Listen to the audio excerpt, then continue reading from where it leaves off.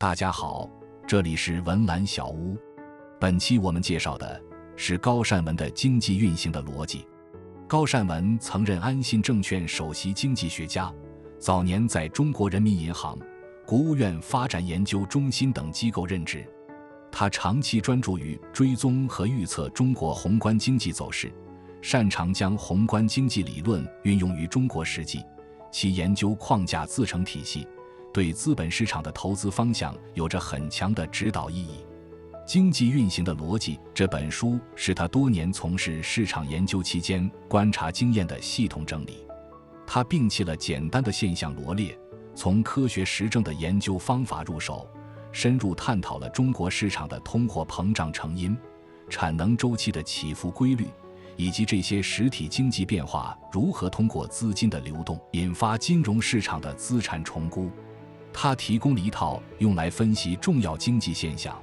并以此推断资本市场趋势的严密思维方式。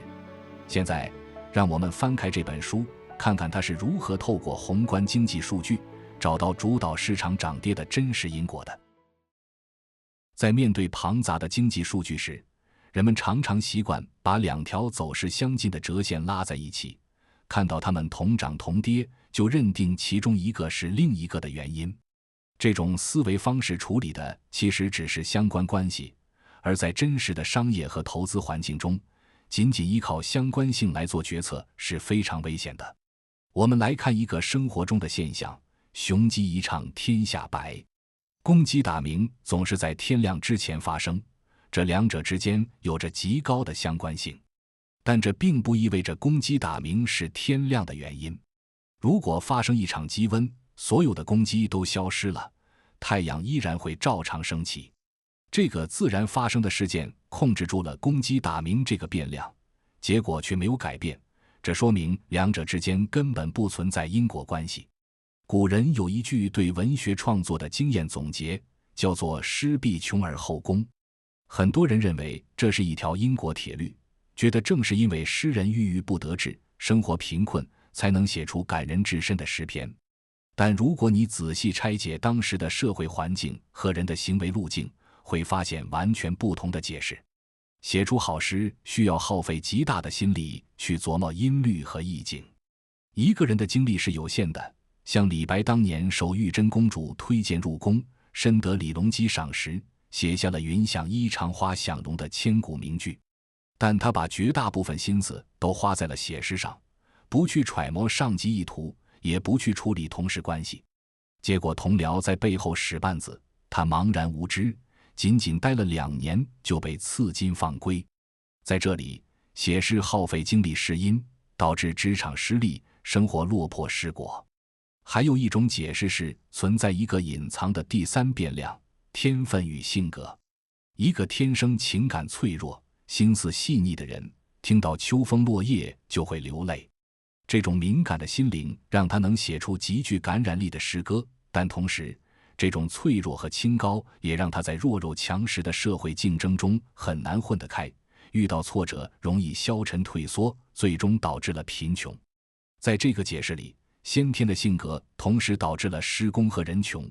这两个结果之间同样只存在相关性，没有任何因果联系。经济现象比诗人的命运更加复杂多变。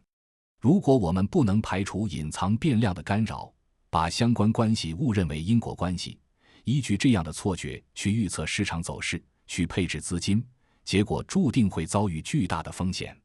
探索真实的因果链条，是所有经济分析和投资推演的前提。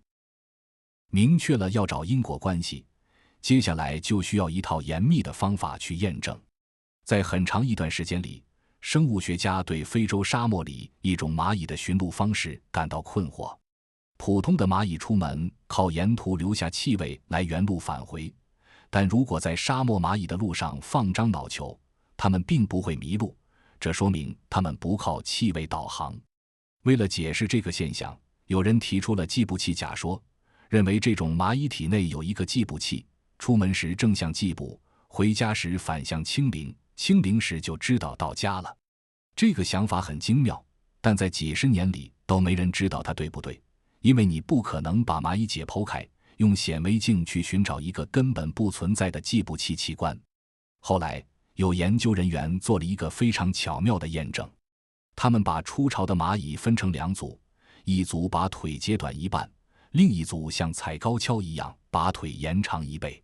根据计步器假说推演，腿被截短的蚂蚁步幅变小，在往回走1半路程时，计步器就会清零，它们会提前开始原地打转找巢穴，而腿被延长的蚂蚁步幅变大，会直接跨过巢穴继续往前走，走到超出实际距离的地方才开始找家。实验结果显示，蚂蚁的实际行为与这个推演分毫不差，这个假说得到了证实。这个过程展示了获取真实认知的4个关键步骤：首先是观察现象并提出问题，其次是提出一个在逻辑上能自圆其说的理论假说，第3步是从理论出发，推导出明确可观察排他性的预测，最后是系统性的搜集经验和事实去对照验证。如果预测与事实不符，就必须推翻理论。只有把严密的逻辑和客观的证据结合起来，才能真正打破主观的臆断。古希腊的亚里士多德曾提出重的物体比轻的物体下落得更快，这个理论统治了人类上千年，期间没有一个人去质疑它。直到伽利略在比萨斜塔让2个重量不同的铁球同时落地，这个延续1000年的主观臆断才被推翻。同样，爱因斯坦的广义相对论提出光线在经过重力场时会发生弯曲，这个预测在当时听起来违背常理，直到1919年英国远征队在日全食期间精确测量到了太阳背后恒星位置的偏移，相对论才被全世界广泛接受。在金融市场的投研活动中，我们看到太多堆砌材料、拼凑图表的研究，他们往往抛出一个宏大的论断后就戛然而止，既不基于这些论断给出明确的预测，也不用系统的数据去比对验证，没有经过实证检验的结论根本经不起真金白银的考验。真正把这套方法用到经济领域时，你会发现做学术和做投资完全是2码事。学术研究为了探究事物的本质机理，往往会假设一个封闭系统，隔离掉成百上千个干扰变量，专注剖析单一因素的影响，以此提出逻辑完美的原创思想。但金融市场是一个庞大且持续演化的开放系统，市场参与者会从过去的经验中学习并改变行为，人们对结果的预期本身也会反过来改变经济运行的轨迹。这种被称为反射性的现象，使得未来绝不是对过去的简单重复。对于投资者而言，即便理论再精妙，如果不能回答未来6到12个月经济走向如何，政策时松时紧，资金是流入还是流出，这种研究在实战中就失去了锚定价值。投资者最终需要面对的是账户里真实的盈亏，是决定买入还是卖出的具体动作。因此，商业环境下的宏观研究不能只追求单点深刻，而必须建立对全面数据的掌控力。在这个过程中，交叉验证成为了辨别经济周期真实位置的关键手段。短期的单一指标很容易受到偶然事件或统计口径的扰动，但一个真实的宏观冲击绝不可能孤立存在。如果一个国家的实体需求正在真实的扩张，这种力量一定会顺着产业链蔓延，并在多个维度留下印记。你会在同一时期观察到进口规模的扩大、商品价格的上涨、银行信贷余额的攀升，以及下游企业盈利水平的改善。通过将这些数据并列观察，我们就能剔除掉局部的噪音，确认主导经济运行的真实力量。这种横向比对要求我们放弃对某一单一指标的迷信，转而观察经济系统内部的相互印证关系。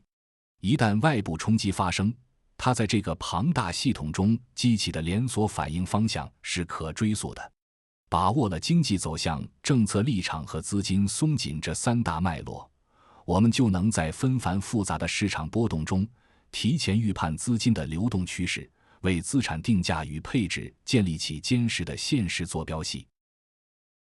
在分析宏观经济时，通货膨胀是一个绕不开的核心指标。人们通常习惯将物价的整体涨跌看作一个不可分割的整体，但在实际的经济运行中，物价体系存在着清晰的内部割裂。我们需要将它拆分为可贸易部门和不可贸易部门来分别观察。对于煤炭、钢铁、原油等工业品，它们属于可贸易部门。在议价定律的约束下，只要货物可以自由流动，套利机制就会抹平国内外的价格差异。观察1996年中国实现经常项目可兑换以后的数据，中国和美国的生产资料价格指数走势呈现出高度的同步性。这意味着国内工业品的价格并不完全由国内需求决定，而是由全球范围内的供求关系以及汇率等因素共同定价。与工业品不同，中国消费者物价指数的波动主要由食品价格主导，而食品价格的涨跌往往与工业品价格保持同步。很多人将粮食或猪肉价格的上涨归结为短期的天气灾害、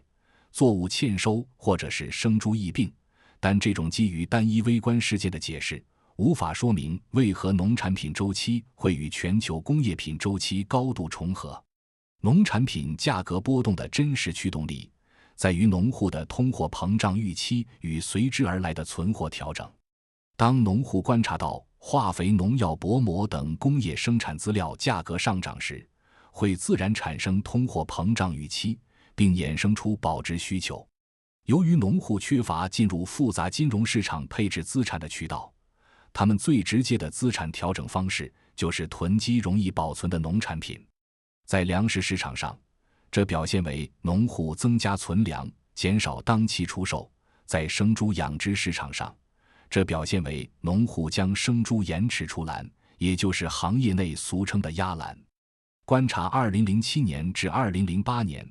以及2011年的生猪市场周期，在猪肉价格大幅上涨的过程中，生猪的出栏量相对减少，总量的周转时间较历史趋势显著延长。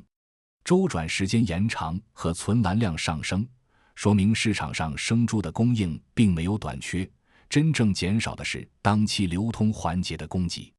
为了进一步确认这个机制，我们可以对比不同类别食品的横截面数据。如果价格波动是由存货调整主导的，那么一种食品越容易储存，它的价格波动与工业品价格的同步性就应该越高。历史数据清晰地显示，粮食和肉禽等易储存商品对工业品价格弹性和相关系数极高，而鲜菜、鲜瓜果这类无法长期储存的生鲜食品相关系数则明显偏低。农户基于物价预期的存货调整动作，构成了农产品价格大幅波动的直接推手。存货调整只能影响短期的波动，真正决定农产品长期价格水平的是劳动力成本。在经济发展过程中，存在一个关键的劳动力供求转换节点，即刘易斯拐点。在跨越这个节点之前，农业部门存在大量剩余劳动力，工业部门可以按照极低的几乎不变的工资水平无限量雇佣工人。在这个阶段，农产品的生产成本中人工成本的变动几乎可以忽略不计。观察1990年到2004年的数据，剔除物价因素后，中国农民在农业生产中的折算工资收入几乎是一条水平线。但进入2004年和2005年以后，这条水平线开始转变为一条向上倾斜且非常陡峭的曲线。农业劳动力外出务工的机会成本出现了连续且快速的上升，劳动力成本的急剧攀升直接重塑了农产品的价格体系。我们可以提取2000年到2007年不同种类农作物的价格累计涨幅，并将其与该作物的劳动力密集度进行横向比对。谷子、花生、油菜籽等作物的生产过程中，劳动力消耗密度远大于小麦和精稻。数据散点图呈现出明显的正向线性关系，在较长的时间跨度内，劳动力密度越高的农产品，其价格累计涨幅就越大。这意味着长期以来导致不同农产品价格此起彼伏的核心变量，并非国际粮价波动或消费结构升级，而是底层农业劳动力成本的上升。同样的情况也体现在城乡蔬菜价格的差异上。新鲜蔬菜不易保存，极少有国际贸易，能较好地反映真实的成本趋势。从2007年开始，农村地区蔬菜价格的同比涨幅系统性地高出城市平均水平2到3个百分点。如果蔬菜涨价主要是因为高速公路收费、超市进场费等流通环节成本的高企，那么城市菜价的涨幅理应远超农村。农村菜价涨幅持续高于城市，确认了蔬菜价格的上涨更多来自源头生产者劳动力成本的增加。这种劳动力成本上升引发的结构性通胀，在其他经济体的历史上也曾发生过。日本在跨越拐点的1960年前后，由于制造业生产率的提升，工业品价格年均涨速仅 1% 左右，但整体消费物价的平均涨速却高达 5% 到 6%。推高物价的主力正是鲜菜、理发、个人护理等高度依赖人工的劳动密集型产品和服务物。只要底层劳动力的工资回不去，整个社会的消费物价就注定要在更高的水平上运行。理解了物价的内部结构，我们需要将视线拉高，审视主导宏观经济整体波动的核心力量。中国作为典型的追赶型经济体，中长期的经济增长主要依靠资本的快速形成和积累，其经济周期呈现出显著的产能扩张与收缩的特征。在分析经济波动时，单看国内生产总值并不足够，通过引入国际收支平衡的视角，特别是观察经常账户盈余，也就是我们常说的贸易顺差，能够帮助我们精准定位经济所处的真实周期。一个国家贸易盈余的急剧扩大，通常只有3种可能：国内需求大幅萎缩，海外需求强劲扩张，或者是国内总供应曲线向右移动，也就是产能的集中释放。以2005年到2007年这段时期为例，中国的年度贸易盈余占名义国内生产总值的比例一路攀升，并在2007年突破 7%， 创下改革开放以来的最高水平。面对巨额顺差，普遍的观点将其归结为人民币汇率低估和出口导向模式的拉动。但如果我们交叉比对多项宏观数据，会得出完全不同的结论。首先，这段时间中国经济总产出增速不断攀升，在2007年创下1992年以来的最高水平，这直接排除了国内总需求萎缩的可能性。其次，从海外因素来看，当时全球工业产出增长大体稳定，并未出现持续加速，全球工业品价格甚至出现小幅下降。同时，剔除进出口价格指数变化后，中国的贸易条件实际上是在恶化的。这些事实排除了海外需求大幅扩张的主导作用。最关键的判决性指标在于国内不可贸易部门的价格与企业盈利状况。如果是海外需求强劲拉动，国内不可贸易部门的服务和商品价格必然水涨船高。但实际上2005年到2007年期间，剔除食品后的核心消费物价指数一直维持在极低水平，并伴有小幅下降。同时，偏向消费端的下游工业企业销售利润率也受到了明显抑制，电力行业的发电设备平均利用小时数也在持续下滑。这些数据特征同时指向了一个事实：2002到2004年期间，国内庞大的固定资产投资在经过建设周期后，于2005年开始转化为实际的生产能力。国内总供应能力的急剧扩张，远远超出了国内需求的消化速度。过剩的产能化作商品向海外输出，形成了巨额的贸易顺差，同时在国内压制了工业品和核心消费品的价格。这种产能的集中释放，直接把实体经济里多出来的资金挤进了金融市场，为资产价格的大涨铺平了道路。理解资本市场的涨跌，需要把视线拉回微观企业的账本。我们可以把整个实体经济看作一个代表性的企业，在这个企业的资产负债表上，资金的运用主要分为2大趋向：一是形成实物资本，比如购买机器设备、增加原材料存货；二是持有金融资产，比如保留现金、存入银行、购买债券或股票。企业会根据各项资产的预期回报率，在这2者之间分配资金。当经济周期运行到特定阶段，这2大资金蓄水池之间会形成明显的跷跷板效应。以2005年到2007年为例，当时国内前期建设的大量固定资产开始转化为实际产能。随着总供应能力的全面释放，企业发现现有的产能已经足够满足市场需求，继续增加实物投资的意愿开始下降。与此同时，充裕的产能压制了核心消费物价，通货膨胀维持在低位，企业通过日常经营获得了稳定的现金流收入，但用于扩张建厂的资本开支却在减少。企业账面上不断积累的闲置资金必须寻找出路。在实体经济吸收资金能力下降的背景下，这些过剩的资金像水往低处流一样，大规模涌入金融市场。大量的资金开始追逐相对有限的金融资产，打破了原有的供求平衡。这种资金流向的转移引发了各类资产价格的全面上涨，这就是资产重估理论所描述的核心过程。在这个阶段，股票、债券、房地产等市场的估值中枢会全面上移。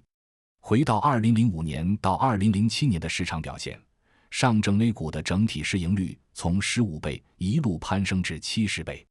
与此同时，10年期国债收益率从 5% 下降到 2.9%， 债券价格大幅上涨。各大中城市的房地产销售价格也呈现加速上行的趋势。实体经济消化不了的闲置资金转头涌入金融市场，直接推高了各类资产的价格。很多投资者习惯通过追踪上市公司的盈利变化来判断股票市场的走势。在实际的交易环境中，经常会出现企业盈利下滑，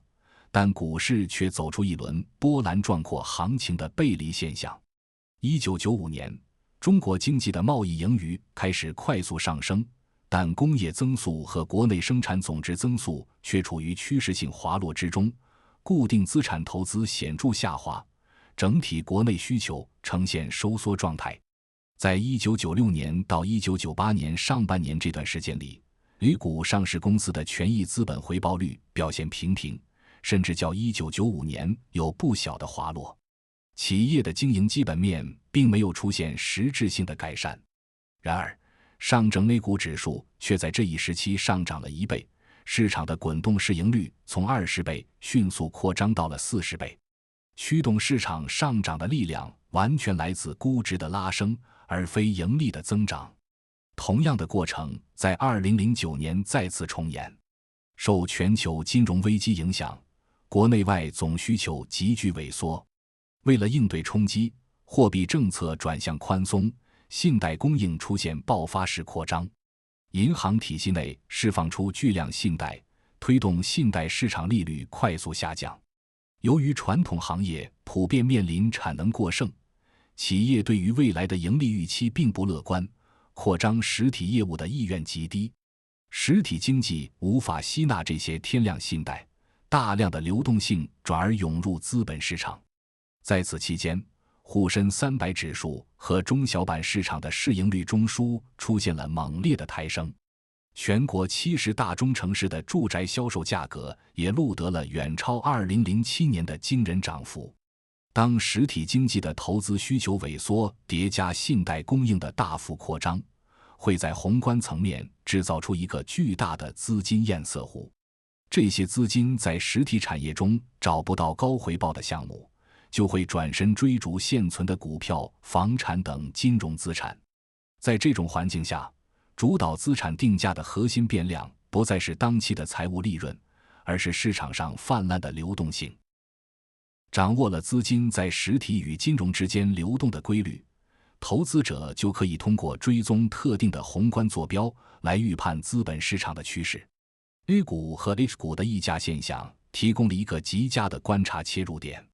几十家基本面完全相同的公司，同时在内地和香港上市，但内地的股价长期高于香港，并且这种溢价率与公司的总市值呈现出明显的反比关系。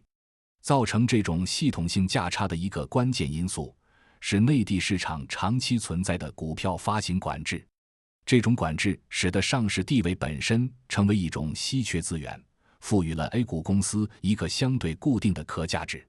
对于一家小市值公司，这个固定的可价值在总市值中占比较大，导致其溢价率极高；而对于千亿市值的大公司，可价值的占比微乎其微，溢价率就相应较低。